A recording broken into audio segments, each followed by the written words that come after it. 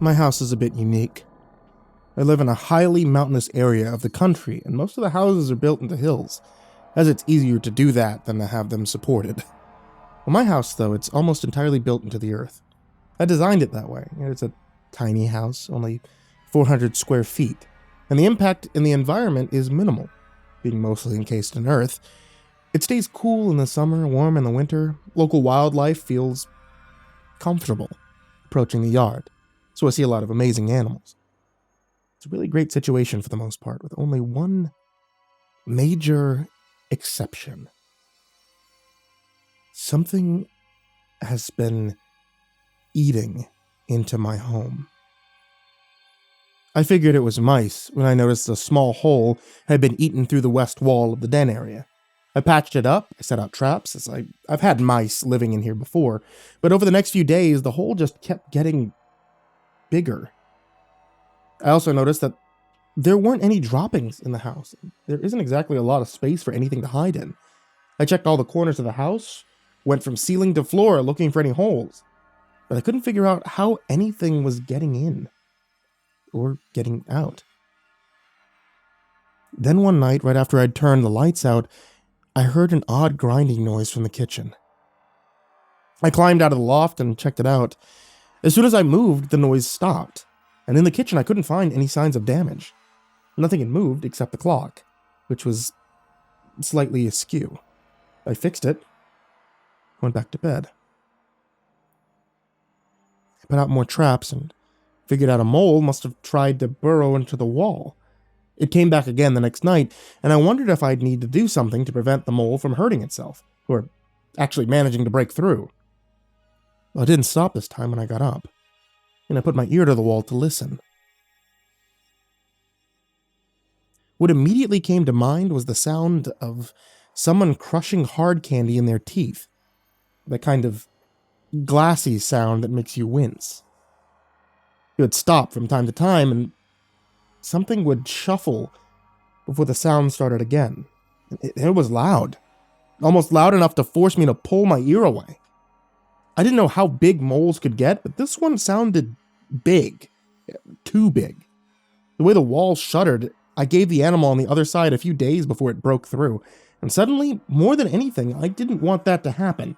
Absolutely could not let it happen. But the problem, of course, was the mountain. I had no access to the other side. There was no way for me to find the thing on the other side by any means other than opening the wall before it had a chance to. Now, the thing was nocturnal. I was almost sure. So I waited until the sun had been up for about an hour before taking a hammer and clearing everything in the area away from the wall. Even now, just a day later, I could see that the mole was making progress. The paneling was slightly bowed, and there were cracks where there hadn't been any before. It only took a few taps to break apart what little of the wall was left. The hole was big. Way too big. And deep. It led straight into the mountain, far past where I could see. It was easily 2 feet in diameter, and uneven in places where the dirt had partially caved in. From the tunnel came a strange smell. Not entirely unpleasant, but strange. Musky apple cider vinegar. I bent a bit closer to try to make out anything in the dark. And I heard a sound. Something in the dark moved. I saw the shadow swell and shift, and whatever was back there made a strange, keening whine. There was the unexpected and implicable impression of the tunnel growing shorter, and something caught the light and sparkled briefly in the dark. Something large and yellow and cracked, a huge gray thing covered in slime and dead patches, slithered out of the darkness and moved over a pile of dirt. It rolled around, covering itself, and shrank back into the dark. Something smacked, and the tunnel shortened again, as whatever it was moved closer, making the kitten keening sound.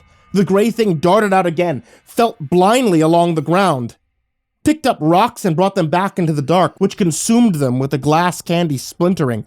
Now, by now I had backed up, but the thing kept coming closer and the keening grew louder. It was only a few feet away when I backed up, my mouth opened and closing. The gray thing slithered back into the cavity that it had come from. The tombstone teeth came together and there was no lips, only cracked edges that oozed a blood redder than I'd ever seen before. It dripped down the surface of the teeth, pooling in the cracks. One tooth had broken in half as the mouth opened and closed around the rocks, and dangling nerves were crushed over and over, prompting the keening. The tongue flopped out, slithered out of the tunnel, and crept along the surrounding wall, and I shrieked. I grabbed the knife from the block and I sliced at the tongue, and whatever it was connected to let out a rustous scream. The tongue retreated, bleeding profusely, and in the deep mountain I could hear something moving, something huge. Something that I didn't care to learn any more about. I packed a suitcase and I drove into town with no intentions of coming back. Coming back to find out what that mouth was attached to.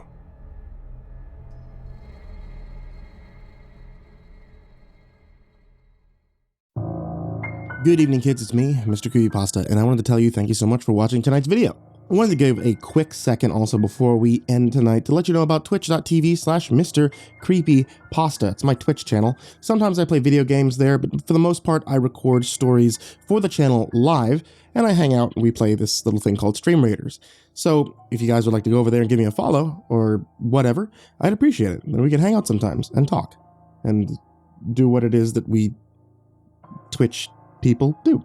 And of course, I want to give a very, very, very big shout out to all of my followers on Patreon, especially Bloodlace, Peter Bowie, AcidSystem, F, Alan Hyper, Brennan Matthews, Mary Massacre, Janine Hook, Paul Livingston, Seth Joseph Richards, Ashlyn, Deadeye Nick, Azad Hosenbokus, Rick Dance, Bryce Charles, Luminen Walker, Sheri Morgan, Jake Mcnee, Victoria Helton, BDH9294, Melinda S, Phinney, Nathan, Dante Rowe, Jane Rennalls, AceBandg, Ryan Kellum, Bobby J. CAVANAUGH, Barbara Biggs, BellaBailey, NinjaGrace, Dad Obsessed Trash, Suzanne Grow, Tommy Walters, Tater Chip, Onbu Op Willie, Sarah Gree, Yuri Catslash, Randy, Brad Gustafson, Sean Tristan Markham, B. Lisa Tyser, Jose Rodriguez, Adagio Rose, Peaceful Buddha, Azarine Fox, Freddy Krueger, Ho Gunkchi, Justin Johnson, King Hades F13, Michael Scarborough, James Lowe, Someone You Love, Nina Smith, Rafael Rodriguez, and Chance Burnett. You guys, as always, are the real MVP, and I can't thank you enough for helping me get to where I am now and, generally keeping me alive.